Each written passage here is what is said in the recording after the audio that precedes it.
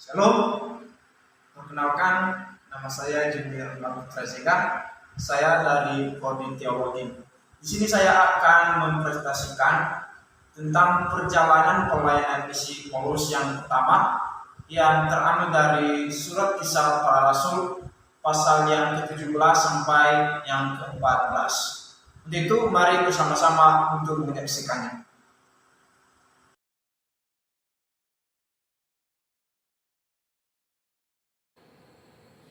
Kisah perjalanan pelayanan misi Rasul Paulus yang pertama dapat kita lihat dari Alkitab, dari kitab Kisah Para Rasul pasal yang ke-13 sampai pasal yang ke-14. Salah satu tokoh yang berperan aktif di dalam pelayanan misi yang pertama ini ada 3 orang. Yang pertama Paulus sendiri, yang kedua Barnabas, dan yang ketiga Yohanes yang disebut Markus. Kita bisa lihat di ayatnya yang ke-25. Di dalam perjalanan misi Paulus yang pertama ini ada 3 peristiwa yang menonjol di dalam misinya. Yang pertama, kisah tentang awal perjalanan misi Paulus. Dan yang kedua, kisah tentang pelayanan Paulus di jemaat Antiokhia. Dan yang ketiga, kisah tentang pelayanan Paulus di Ikonium, Listra, dan Derbe hingga sampai ke Antiokhia. Dalam perjalanan misi yang pertama, yang menjadi teman dalam perjalanannya yaitu Barnabas dan Yohanes. Nah, ketika mereka sedang beribadah di Antiokhia, Paulus dan Barnabas telah dikhususkan atau telah dipilih oleh Allah untuk melakukan tugas misi, yaitu memberitakan firman Tuhan. Mereka memulai perjalanan mereka dari Seleukia. Kita bisa lihat dari peta yang telah disediakan. Pertama, mereka memulai perjalanan mereka dari Seleukia. Seleukia ini dimulai dari sini, ini. Kalau teman-teman melihatnya dimulai dari sini.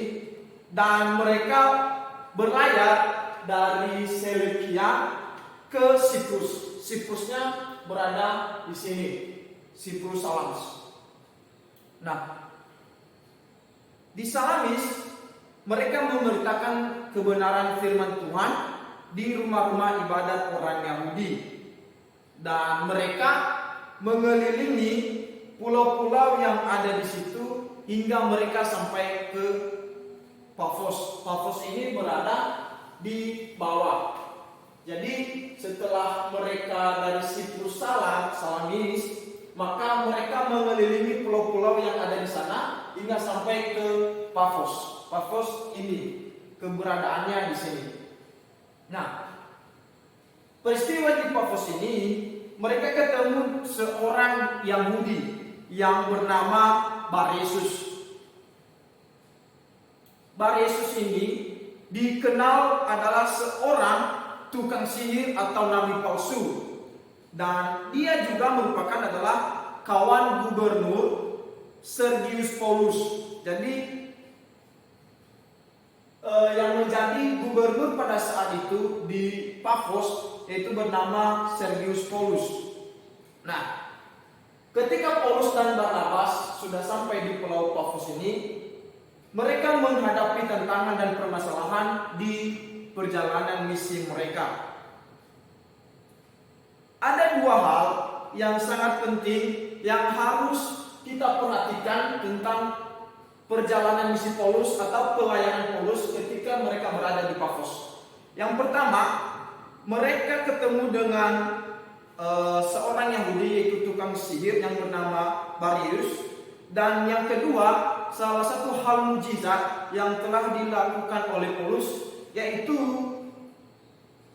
gubernur dari Pafos yang bernama Sergius Paulus sudah bertobat dan percaya kepada Tuhan akibat dari pemberitaan kebenaran firman Tuhan yang disampaikan oleh Paulus kepadanya. Nah, setelah di Pafos, Paulus dan Barnabas melanjutkan perjalanan misi mereka. Dari Pafos mereka berlayar ke Perga di Pamfilia. Perga di Pamfilia dapat kita lihat di peta di sini. Jadi ini tempat selanjutnya di mana Paulus dan Barnabas melanjutkan perjalanan misi mereka setelah mereka lepas dari Pulau Pafos tadi. Nah, namun di dalam perjalanan mereka menuju ke Perga di Pamfilia, di sini Yohanes tidak bersama-sama mereka lagi, tetapi Yohanes dia kembali ke Yerusalem. Dan setelah itu mereka melanjutkan perjalanan mereka lagi sampai ke Antiokhia di Pisidia. Antiokhia Pisidia dapat kita lihat di atas di sini. Ini tempat Antiokhia Pisidia. Nah, salah satu peristiwa yang penting ketika Paulus dan Barnabas sudah sampai di Antiokhia, yaitu mereka mendapatkan kesempatan dari pejabat rumah ibadat untuk memberitakan pesan kepada jemaat yang ada di sana. Itu peristiwanya adalah di hari Sabat. Nah, dan Paulus mulai berkhotbah kepada jemaat-jemaat di situ. Akan tetapi pelayanannya atau khotbahnya itu tidak berjalan semulus mungkin, karena ada banyak juga tantangan yang dihadapi oleh Paulus dan Barnabas ketika mereka mendapatkan kesempatan untuk berkhotbah kepada jemaat di Antiokhia. Nah, salah satu masalah dan tantangan yang dihadapi di dalam misinya, yaitu di sana ada orang-orang Yahudi yang iri hati melihat pelayanan Paulus, karena Paulus dan Barnabas sudah berhasil membuat orang-orang di seluruh kota itu telah percaya kepada Allah. Jadi di Antiokhia ini adalah di mana Paulus membuat seluruh jemaat atau seluruh orang-orang di kota itu percaya kepada Kristus. Jadi terjadilah pertobatan yang sangat besar-besar. Namun di samping itu ada juga beberapa orang Yahudi yang tidak senang dengan keberadaan Paulus dan Barnabas. Nah, sehingga orang Yahudi ingin menghujat dan membantah apa yang dikatakan oleh Paulus kepada mereka. Nah, apa tindakan yang dilakukan oleh orang-orang Yahudi ini ketika Paulus berada di jemaat Antiokhia atau di Pisidia? Yaitu tindakan yang dilakukan oleh orang-orang Yahudi yang tidak senang ini adalah menghasut perempuan yang terkemuka dan juga para pembesar-pembesar kota itu untuk menimbulkan penganiayaan atas Paulus dan Barnabas, dan mereka mau supaya Paulus dan Barnabas diusir dari tempat itu. Jadi itu salah satu narasi atau peristiwa atau hal fakta tentang apa yang dihadapi oleh Paulus dan Barnabas ketika mereka melakukan perjalanan mereka di misi yang pertama ini. Nah, setelah peristiwa yang dialami oleh Paulus dan Barnabas di Antiokhia di Pisidia, mereka telah diusir dan mereka berangkat dari sana menuju ke Ikonium. Jadi setelah Paulus dan Barnabas diusir dari Antiokhia, mereka melanjutkan perjalanan mereka lagi dari Antiokhia menuju ke Ikonium. Jadi di Ikonium ini mereka juga mendapatkan kesempatan untuk berkhotbah lagi, sebagaimana halnya di Antiokhia mereka mendapatkan kesempatan dari petugas rumah ibadat, dan di Ikonium mereka menghadapi hal yang sama, yaitu di mana ada diberikan kepada mereka kesempatan untuk bersaksi akan tentang Kristus. Namun dengan hal yang sama lagi, khotbah atau pelayanan mereka di sana ada banyak orang-orang Yahudi juga yang tak berterima tentang isi khotbah, tentang sikap mereka atau tentang tujuan mereka untuk datang ke sana. Nah, sehingga apa yang terjadi di sana yaitu orang-orang yang tidak senang dengan mereka ini, mereka memanas-manaskan hati orang-orang yang tidak percaya. Dan ini membenci Paulus serta Barnabas dan mengusir mereka dari tempat itu. Salah satu hal yang menonjol setelah terjadi perpecahan, setelah terjadi perselisihan, setelah terjadi kebencian dari orang-orang Yahudi kepada Paulus dan Barnabas, hal yang terjadi akibat atau efeknya adalah orang-orang di Ikonium terpecah menjadi dua. Yang pertama, kelompok orang-orang Yahudi yang tidak senang dengan Paulus dan Barnabas, dan yang kedua, kelompok Paulus dan Barnabas, yaitu kelompok di mana orang-orang yang percaya kepada Paulus dan Barnabas mengikuti mereka. Nah, kelompok orang-orang Yahudi ini yang tidak senang dengan kelompok Paulus dan Barnabas, mereka melakukan satu perencanaan untuk menyiksa dan melempari Paulus dan Barnabas serta orang-orang percaya yang mengikuti kelompok mereka dengan batu.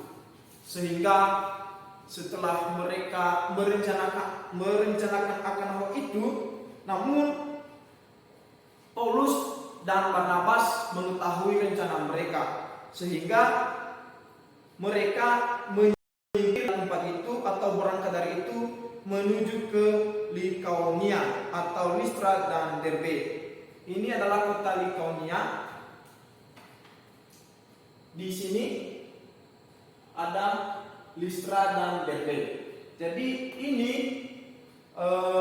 tempat setelah selesai mereka dari Ikonium ini. Nah, setelah Paulus dan Barnabas sampai di Listra, salah satu mukjizat yang dilakukan oleh Paulus di sana adalah dia melihat ada seorang Yahudi yang telah lemah kakinya dan lumpuh sejak ia lahir. Jadi Paulus melihat orang yang sakit ini, dia beriman, sehingga dengan imannya dia bisa sembuh. Jadi itu peristiwa penting setelah Paulus melakukan pelayanannya di Listra atau di Derbe itu, atau di kota Likaonia. Nah, setelah melakukan mukjizat itu, perjalanan Paulus tidak sebaik mungkin lagi, sama seperti hal-hal yang dihadapinya dari sebelumnya, yaitu orang-orang yang melihat mukjizat yang telah dilakukan Paulus menyembuhkan orang yang sakit itu, mereka mengatakan bahwa Paulus dan Barnabas adalah dewa. Nah, sehingga dengan tanggapan dan pendapat mereka akan Paulus dan Barnabas, mereka mempersembahkan korban bakaran kepada Paulus dan Barnabas karena mereka disebut dewa. Namun dalam menanggapi pendapat mereka atau tanggapan mereka terhadap Paulus dan Barnabas, Paulus memberikan mereka pemahaman bahwa mereka juga adalah sama seperti mereka.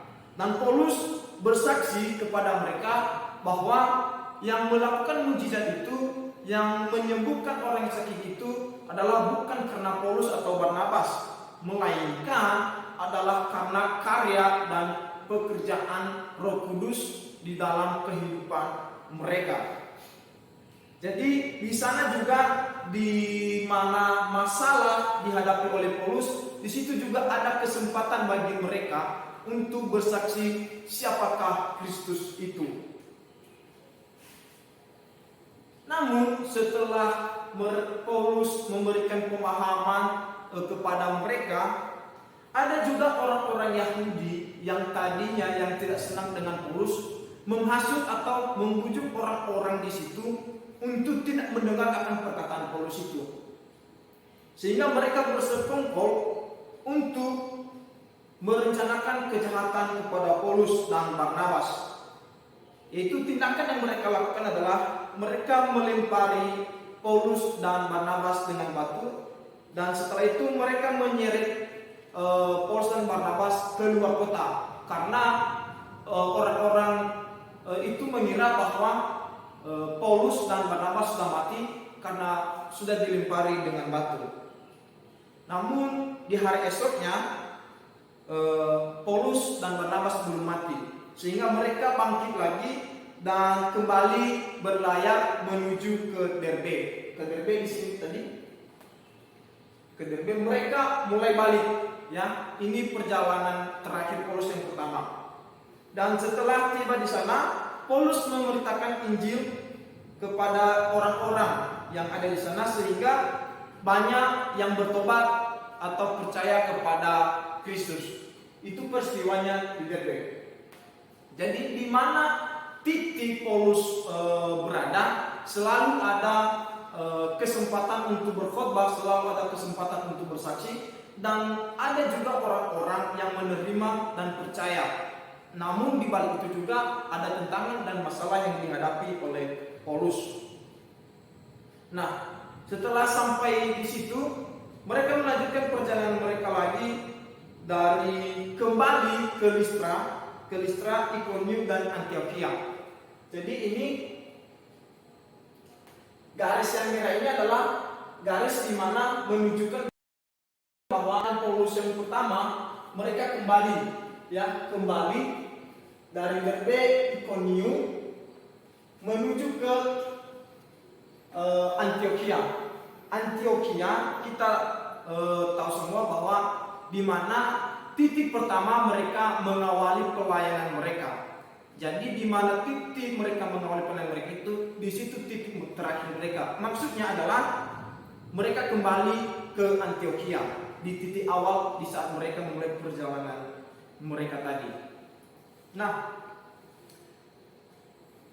beberapa hal yang perlu kita ambil pelajaran di saat kita mau melakukan penginjilan atau pemuridan atau juga perintisan gereja dari perjalanan misi yang pertama Paulus ini. Yang pertama adalah kita percaya bahwa kita adalah Tuhan yang memanggil untuk melakukan pekerjaan atau misi itu. Yang kedua, berani memberitakan kebenaran firman Tuhan dimanapun dan kapanpun. Yang ketiga, tetap hidup di dalam aturan Tuhan. Yang keempat, melayani dengan ikhlas dan dengan hati yang tulus. Yang kelima, tidak pernah menyerah, sama seperti yang dilakukan oleh Paulus. Meskipun banyak masalah, namun dia tidak berhenti di tengah jalan, akan tetapi selalu terus melanjutkan perjalanannya. Dan yang terakhir adalah jangan meninggalkan panggilan hanya karena masalah. Jadi Paulus sama sekali tidak menyerah, tidak meninggalkan panggilannya atau berhenti di tengah jalan kemudian berbalik belok meninggalkan pekerjaan itu. Bukan seperti itu. Tetapi ini adalah tanggung jawab kita sebagai orang percaya, di mana kita harus memulai dari garis startnya, dari garis start kita harus menyelesaikan sampai garis finishnya. Jadi jangan hanya setengah-setengah untuk melakukan pekerjaan Tuhan. Jadi demikian saja presentasi dari saya tentang perjalanan misi Paulus yang pertama ini. Semoga kita semua yang menonton, yang mendengarnya dapat diberkati. Shalom.